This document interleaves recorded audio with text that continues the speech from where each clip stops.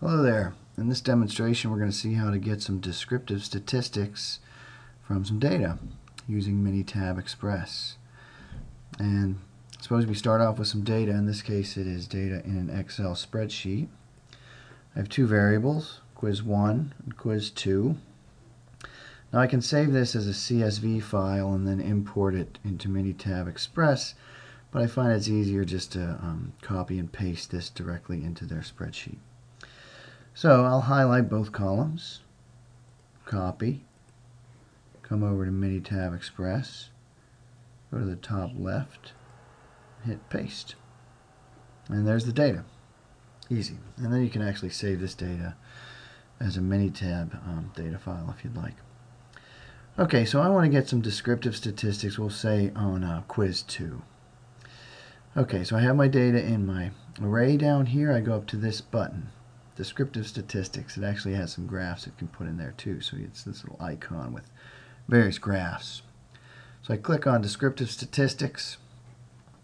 Let's go to quiz 2. So we select our variable, column 2, quiz 2, and we send that over with this arrow right here. So that's what we're going to do. That's our variable, quiz 2. Now we get to choose the statistics we want to display.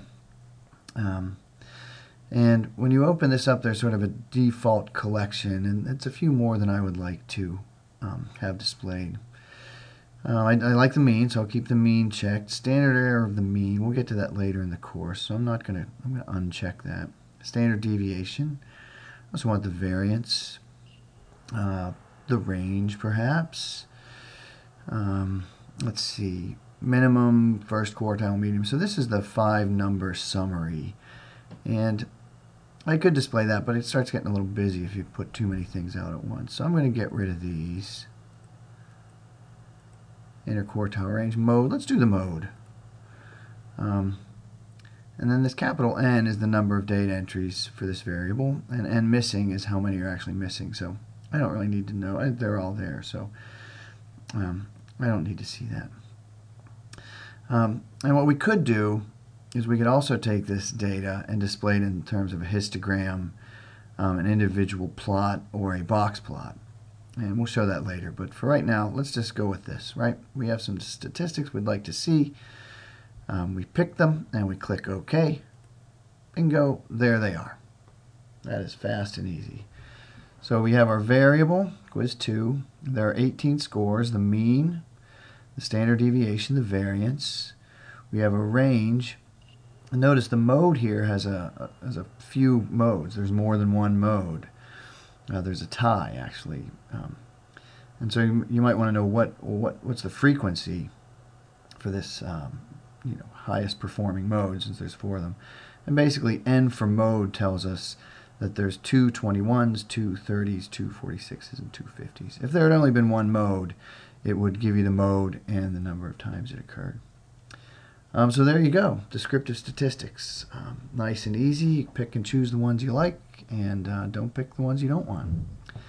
And so it's worth showing just for a second the type of things you can get just immediate graphs from here. So if I go back up to descriptive statistics, click it, and now so I'll do quiz 2 again.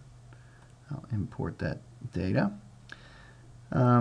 Display, statistics, we'll say we have all of those, the default number. Now if we go to display, suppose I want a histogram, an individual value plot, and a box plot. So we're doing all the plots we can get here. I click OK, and we get an awful lot of things.